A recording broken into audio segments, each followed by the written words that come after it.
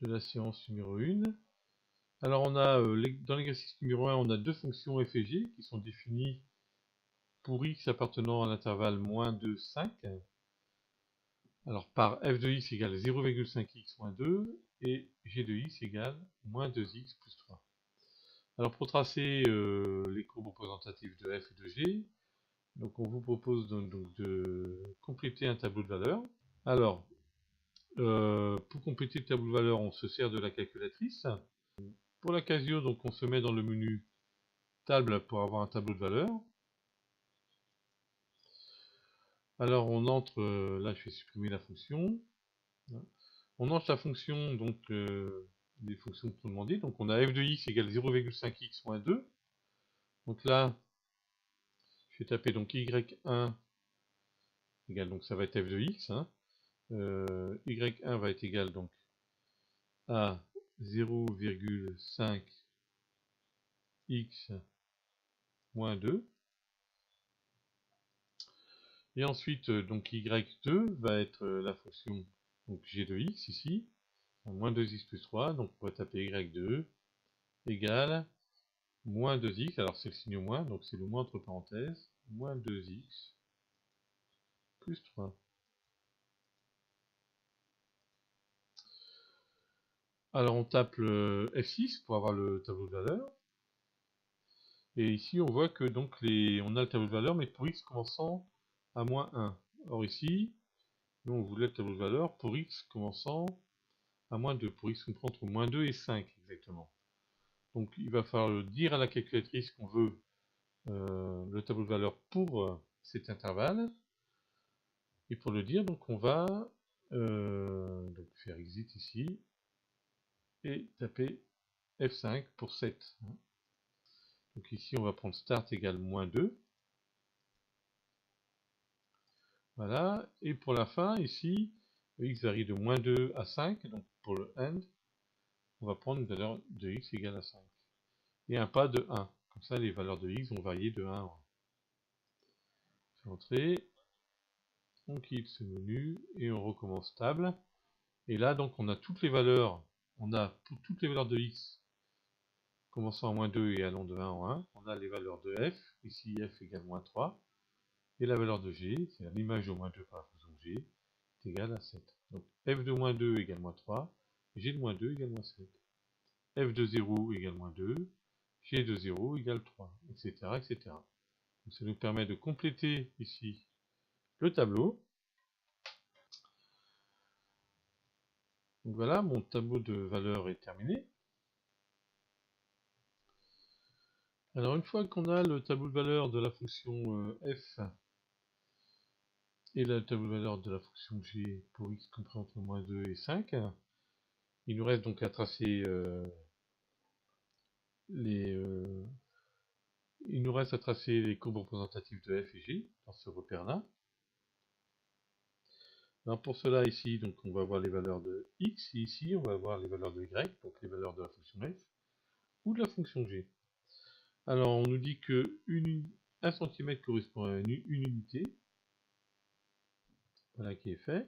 Alors pour tracer la courbe représentative de la fonction f, on sait que f est une fonction affine, donc la courbe représentative de la fonction f est une droite. Donc on va placer au moins 2 points avec le tableau de valeurs de ces droites. Alors je prends les points les plus éloignés dans le tableau de valeurs. Ça me permet d'avoir un tracé assez précis. Donc pour x égale moins 2, l'image de moins 2 par f égale moins 3.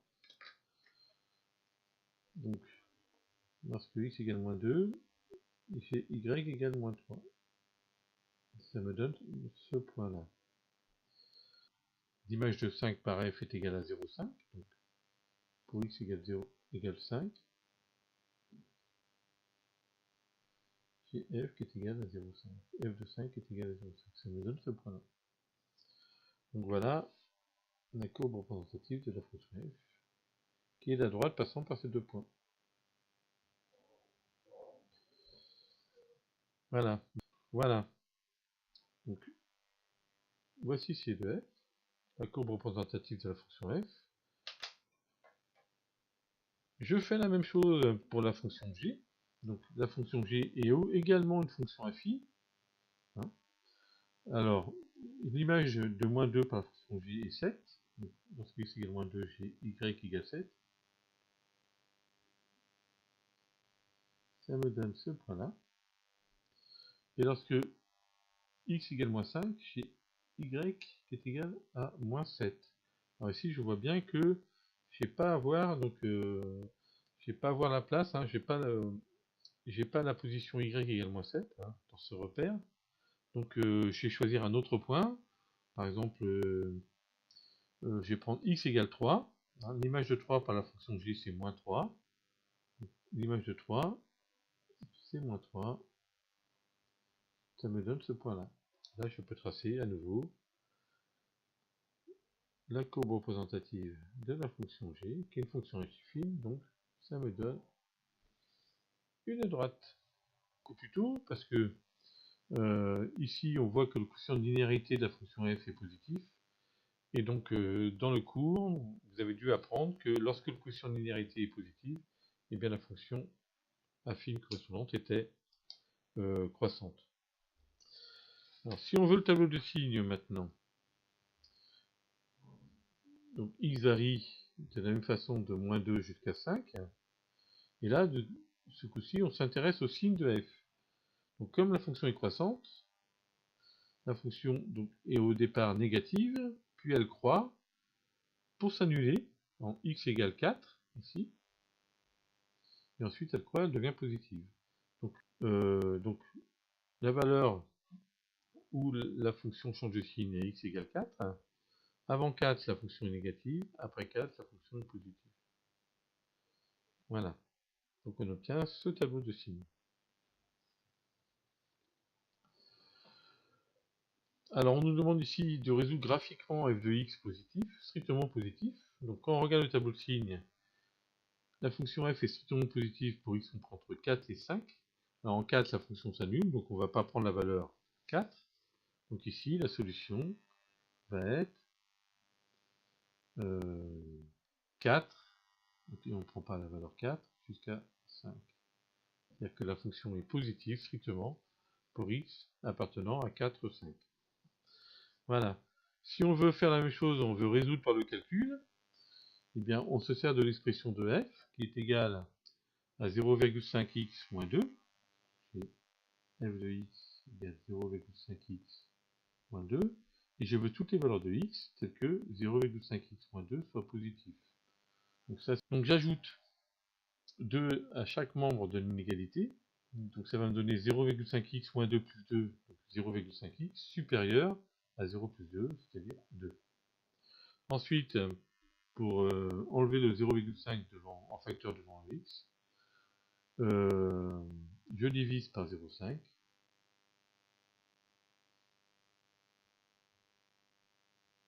Comme je divise par nombre positif, je ne change pas le sens de l'inégalité, et je vais avoir donc x supérieur à 2 sur 0,5, qui fait 4. Donc x supérieur à 4. On retrouve bien la solution ici.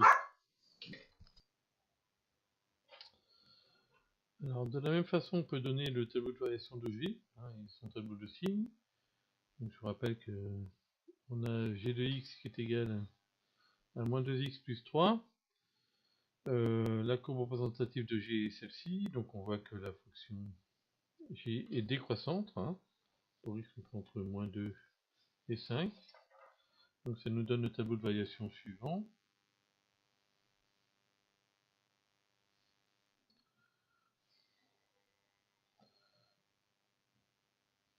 Donc la fonction décroissante.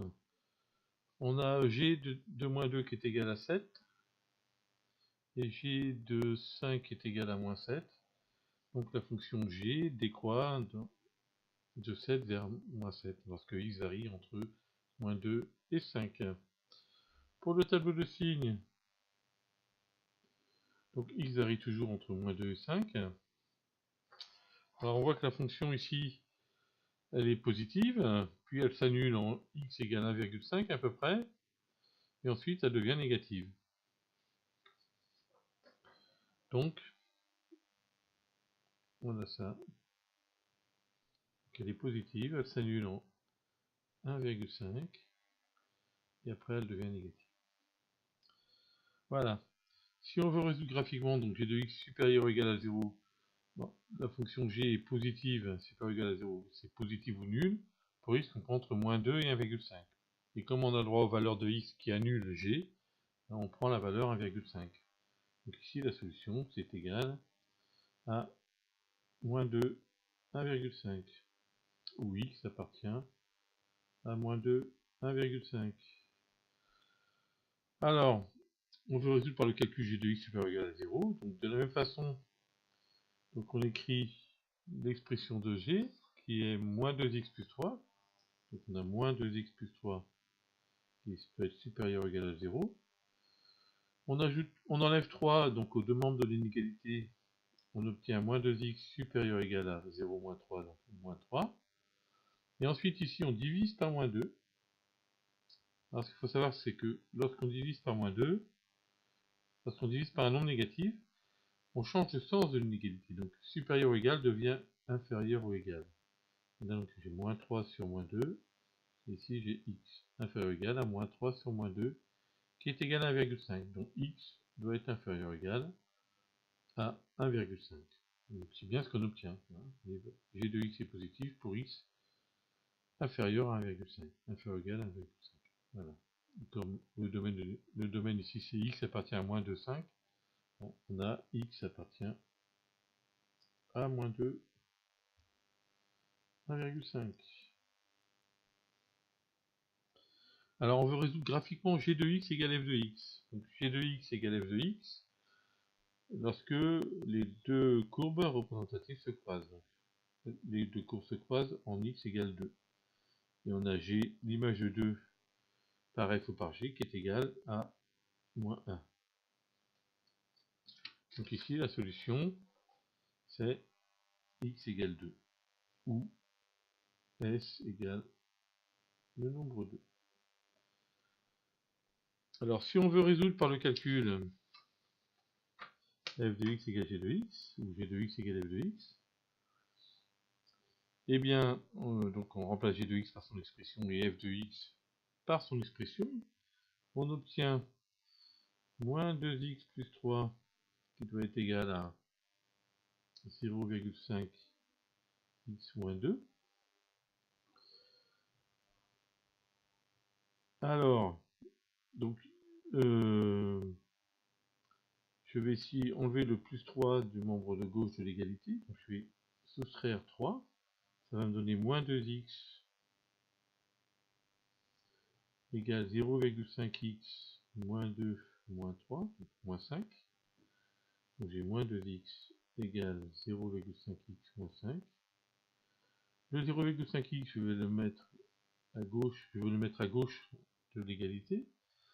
Donc je vais retirer 0,5x des deux côtés de l'égalité.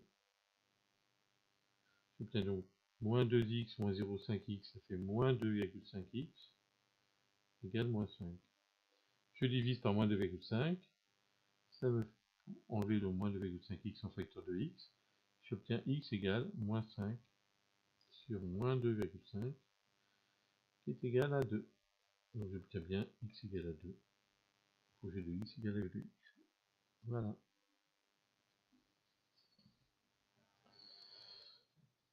Alors je vous laisse faire l'exercice 2 chez vous. On a, c'est à peu près la même chose. Hein. Et je terminerai donc l'exercice 3. Je vous le montrerai demain, rapidement. Je vous donnerai la correction rapidement demain. Voilà, à bientôt.